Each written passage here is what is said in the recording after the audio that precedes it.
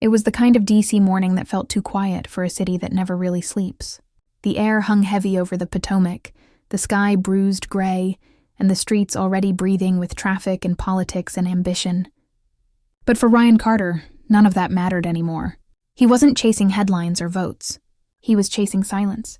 After 29 years in Washington, he'd learned that silence usually meant something was about to break. Ryan worked cybersecurity for a federal contractor, the kind of job that made you stare at too many screens and question what was real. When the pandemic ended and the world moved on, he stayed behind his laptop, guarding systems nobody thanked him for. That was until she moved into the building across the courtyard, the girl with the camera. Her name was Ava Torres, and she was nothing like D.C. Her clothes were paint-splattered, her eyes always hunting light, and her laugh sounded like music bleeding through static. The first time he saw her was in March, from his balcony on M Street. She stood in the drizzle, shooting photos of a stray cat that refused to pose. She looked up, caught him watching, and waved like they'd known each other for years.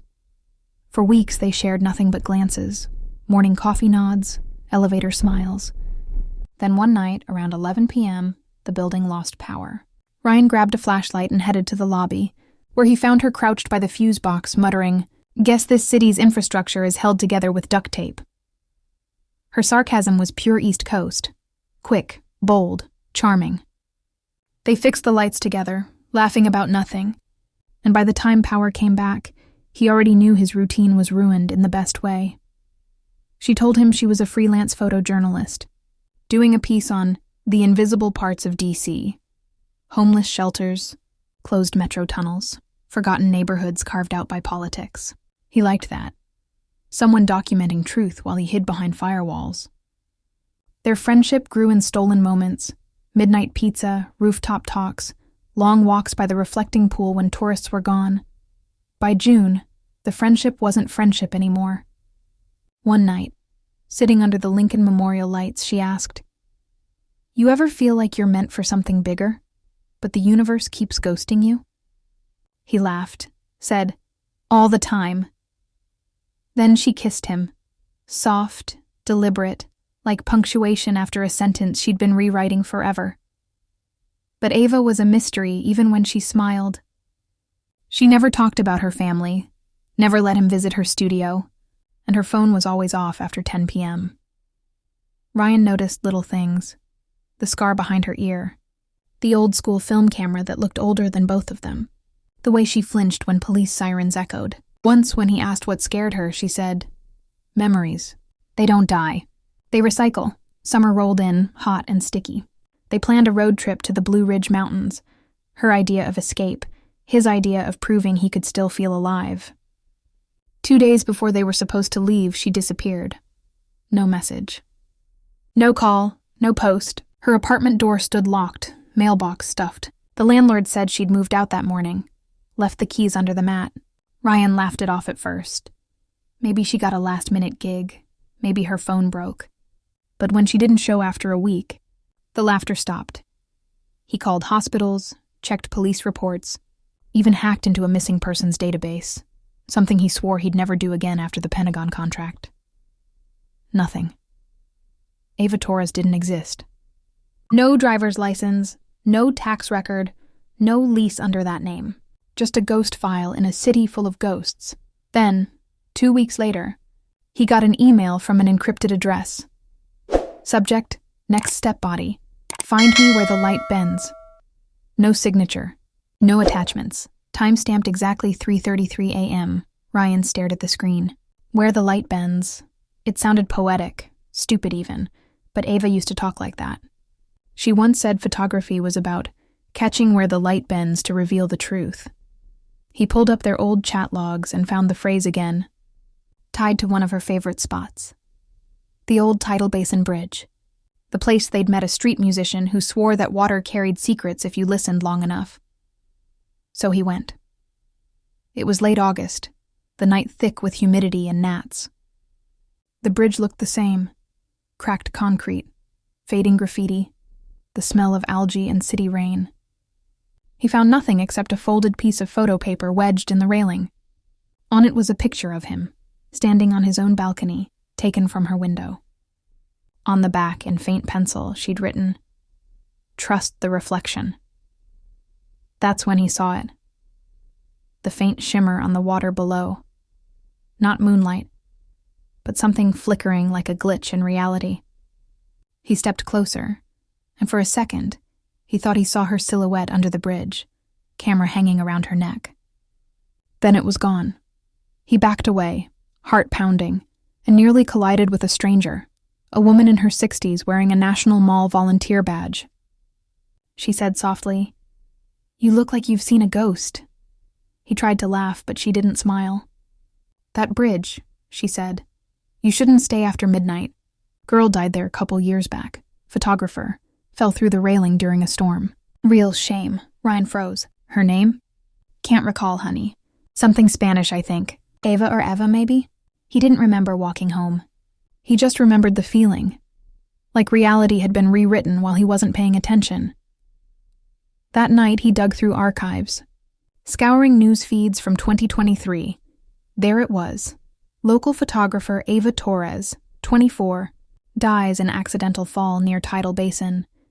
The article had one blurry photo, her smile unmistakable. The date was 2 years before they ever met. Ryan's brain refused to process it. He checked the metadata on his messages, the phone logs, the photos on his device. Every file involving Ava had creation dates only months old, yet all pointed back to timestamps linked to June 2023, 2 years ago. He told himself it was a glitch, some cyber loop, deepfake, whatever. But then the strange things began. Photos on his wall shifting slightly overnight. Coffee mugs moved to the window ledge where she used to sit. His smart speaker playing a song she once hummed, though it wasn't in any playlist. By September, sleep was optional. He'd sit by his laptop at 3:33 a.m. every night, waiting for another email. Sometimes he thought he saw her reflection in the monitor glass, whispering something he couldn't quite hear. When it finally came, the new email said, "Subject, Step 2 body. You stopped listening to the light." He almost threw the laptop, but the line burned into him. Ava used to say light tells stories, even about the dead. He remembered her film camera, the one she never let him touch. Maybe it held something. He broke into her old apartment, the locks replaced but still easy for a hacker like him. The place was stripped, walls freshly painted white, but one floorboard near the window sounded hollow. Inside was the camera, wrapped in a red scarf, a note taped to it. "Don't develop what you can't handle." He did anyway. He found a darkroom kit online, set it up in his kitchen. As the images bloomed in the chemical trays, his throat tightened. Every photo was of him, sleeping, walking, sitting, from angles that didn't exist, like they were taken from mirrors or reflections. And in each photo, behind him, stood Ava, blurred, half-lit, watching. The final image stopped his breath. It showed him kneeling beside the Tidal Basin Bridge, reaching toward the water. Date stamp, October 2025. 2 months in the future. He dropped the print, chemicals spilling across the counter, hissing as they burned his hands. Somewhere outside, thunder cracked, though the forecast was clear. For the first time since she vanished, Ryan felt fear, not of losing her, but of what he might already be part of. The next morning the city felt wrong.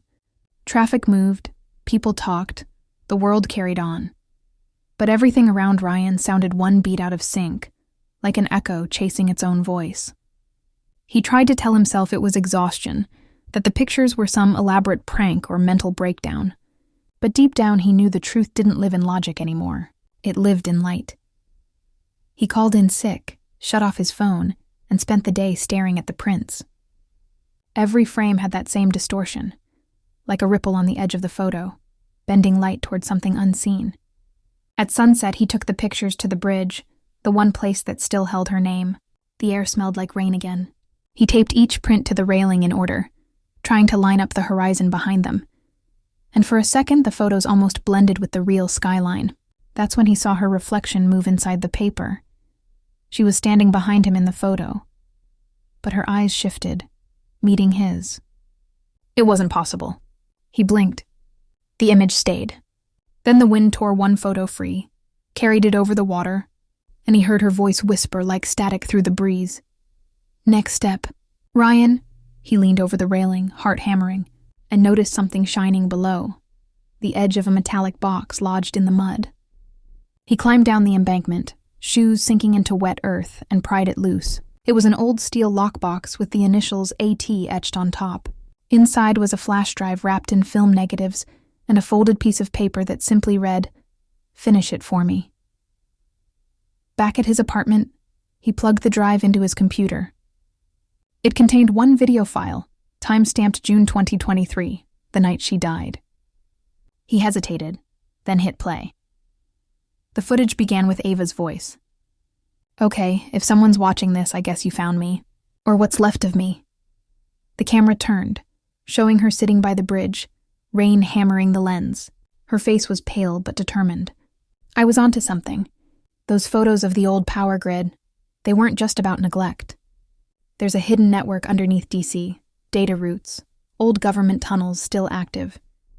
I saw things I wasn't supposed to see. If anything happens, Ryan, don't trust the silence." "Follow the light," the feed glitched. In the last 2 seconds before the screen went black, a shadow moved behind her. Tall, broad, wearing a security badge with the same contractor logo Ryan worked for. Then thunder drowned everything. He yanked the drive out, chest tight. If that video was real, she hadn't fallen. She'd been pushed. And the man in the background worked for his company. Suddenly, the ghost story didn't feel supernatural at all. It felt like evidence. Ryan printed a still frame, zoomed in, enhanced it. The badge number was half visible, D7403. He dug through encrypted directories on the contractor's internal network. His hands moved on autopilot. He knew he was crossing every legal line that existed, but grief didn't care about clearance levels. The badge belonged to a field agent named Michael Trent, listed as terminated in 2023 after an incident near Tidal Basin. No public record, no follow-up. Buried. He stared at the screen until sunrise, mind racing. If Ava's spirit was still here, maybe she needed him to expose what happened. That was the next step. He spent 3 days collecting data, piecing together encrypted memos, old access logs, and archived security footage. What he found painted a picture darker than anything he imagined. A secret contract testing experimental surveillance tech on civilians under the guise of infrastructure maintenance. Ava had been documenting it, unknowingly walking straight into a restricted zone. When she tried to publish, someone deleted her, digitally and physically. On the 4th night, his doorbell rang. 3 sharp knocks.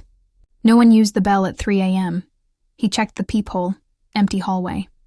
When he opened the door, a single Polaroid lay on the floor. It was a fresh shot of him at his desk, taken moments ago, the timestamp blinking live on the corner.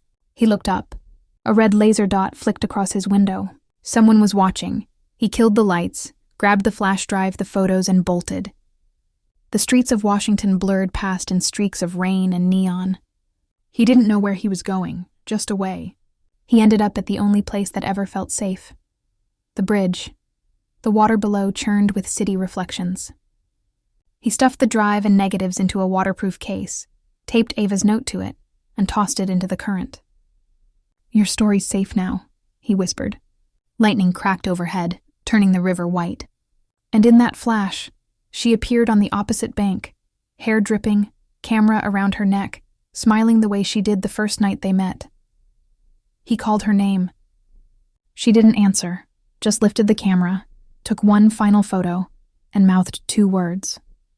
"Thank you." Then she vanished into the rain. When he got home, his laptop flickered to life on its own. A new email blinked open. Subject, final step. Body, you did it. Now remember me where the light bends. Attached was one image, the photo she'd just taken from across the river. It showed him standing on the bridge, soaked, looking lost but free. In the corner of the frame, faint but visible, her hand rested on his shoulder. He exhaled, half laughing, half crying. Maybe she wasn't gone. Maybe she'd just found a way to live inside the light she always chased. Weeks passed. The media broke a story about an internal scandal at a federal contractor tied to illegal surveillance. Anonymous evidence had surfaced through encrypted leaks. Ryan never claimed credit. He quit his job, moved to a small loft near Georgetown, and started teaching digital ethics.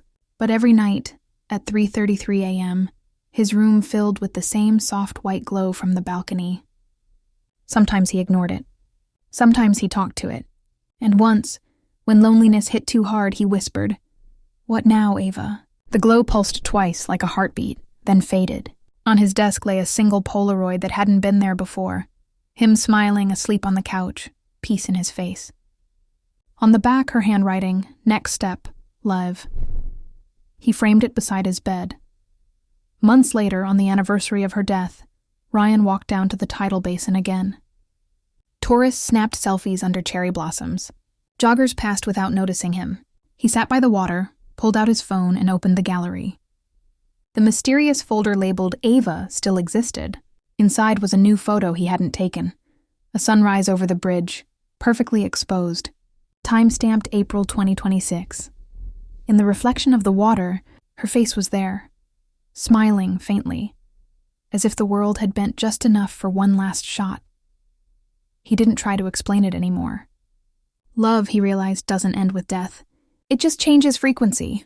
Some people write letters, some people leave flowers, and some, like Ava, speak through light. That night he stood on his balcony, camera in hand. The city glimmered below, alive and unknowing. He focused on the horizon and whispered, "All right, let's take that next step." The shutter clicked. When he checked the preview, she was standing beside him again, transparent, laughing, her eyes full of the same impossible warmth. And for the first time in 2 years, Ryan felt something he hadn't since the day she vanished.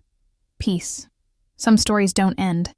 They just fade into new frames. And in Washington, D.C., 2025, under the restless pulse of a city built on secrets, 2 souls finally kept their promise.